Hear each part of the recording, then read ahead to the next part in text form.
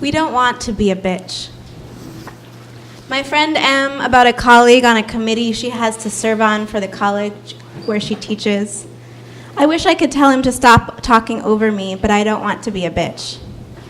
My friend L on the man who used to be her friend but now badmouths her to colleagues because she challenged his authority in a meeting. I don't want to be a bitch, but he's so defensive. My friend B in the lunch line at an artist residency. I don't want to be a bitch, but that man rubs up against my butt every single time we come in here. She says it in a whisper just to me, definitely not to the man himself, because I don't want to be a bitch. My abuelita was masterful at the piano, they tell me. She still plays beautifully despite her arthritis. She can fly along the keys from memory, sonatas and concertos in D and B flat pouring from her arms.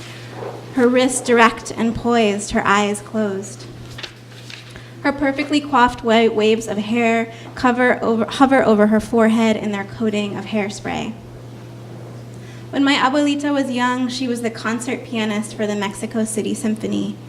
She is full of pride in the photos, confident with her straight spine at the piano bench in her 1940s dresses with their sweetheart necklines. When she first met my grandfather, he loved her playing, so accomplished and refined. He came from a Jewish Ukrainian peasant immigrant family, and she from a family of refined Polish city dwellers. And at first, her family didn't approve of the match. They said my grandfather was too low class for her, that his background wasn't good enough. Pero todo mundo lo adoraba, she tells me in Spanish. He was so well loved, I knew he would be successful. I imagine them walking together in their good shoes, arm in arm in Mexico City Zocalo. I imagine the admiration on his face when she played. Soon, though, he didn't want her to play. They were married in 1950 and started raising the first of their 4 sons, and he didn't think a good wife should work outside the home or perform on stage. She agreed, said okay. She stopped and never played in public again, though she still keeps 3 pianos tuned in her living room, took me twice to visit her dear friend, the harpsichord maker, plays for us in private, even as her fingers go creaky and painful. ¿Por qué tuviste que parar, mami? My father asks her. Why did you have to stop? She demurs, changes the story. Pues era tan orgulloso, she says. He was so proud of supporting us. I watch my abuelita's eyes dart to the corners of the room lined with portraits of her husband and sons. Era un hombre extraordinario, she tells me. He was such an extraordinary man, his specialness lighting her eyes. My grandfather has been gone more than 30 years, but my abuelita closes her eyes and smiles, reminds me how lucky she was to raise her sons, ángeles cada uno. How handsome my abuelo was in his suits. She wants to remember only how easy their life was together, how comfortable. Today, we still want to keep it comfortable. We still don't want to be a bitch. I don't want to be a bitch, but I feel so scared, and tells me. A survivor of sexual assault, she can't watch the news or scan a newspaper these days without hearing comments about women's pussies. Locker room behavior, C shakes her head. I hope his wife bitched him out for that. And then again, at least she doesn't sound like a bitch, B reflects on Michelle Obama's talking about Trump. Because God forbid Michelle Obama should sound angry about pussy grabbing. My maternal grandfather was known for his lewd comments. One comment still looms large in my family. The time when my mother's side of the family was gathered at a seafood restaurant we loved in West Palm Beach. I was 10 and sunburnt, and there were lobsters on the walls and on the bibs neatly folded above each plate. When the waitress arrived to take our order, my grandfather looked up at her with a sunken smile and inquired about the clam chowder. Do you like the soup? I mean, would you like it if I gave it to you rectally? I felt the shock spread hot across the table, my eyes darting to my mother, panicked and looking down into her purse, and then to my grandmother, the only calm one at the table, regal next to my grandfather, nodding slowly. She met my eyes. Honey, she said, why don't you put your bib on for safety's sake? She winked at me gently with her perfect pink lipstick smile. I was known to be a sloppy child. My grandmother looked up at the waitress. "We'd also like some bread, please. Thank you, dear," she said, and the waitress took the hint to run.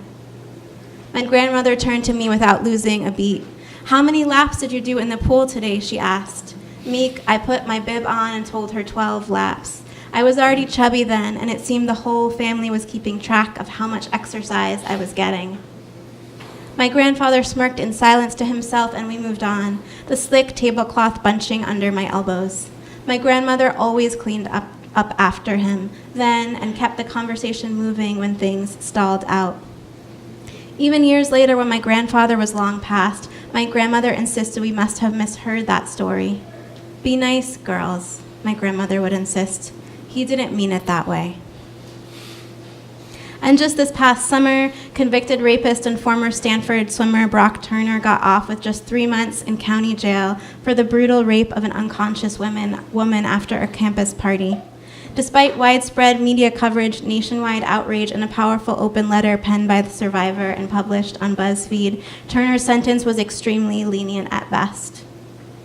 Brock has a lot at stake right now, so he's having a really hard time, the victim was told. Implied, let's help the poor guy out. He's the one who needs protection. Your life is not over. You have decades of years ahead of you to rewrite your story, writes the victim. Do not talk about the sad way your life was upturned because alcohol made you do bad things. Figure out how to take responsibility for your own conduct. And this precisely is what Turner never has to do.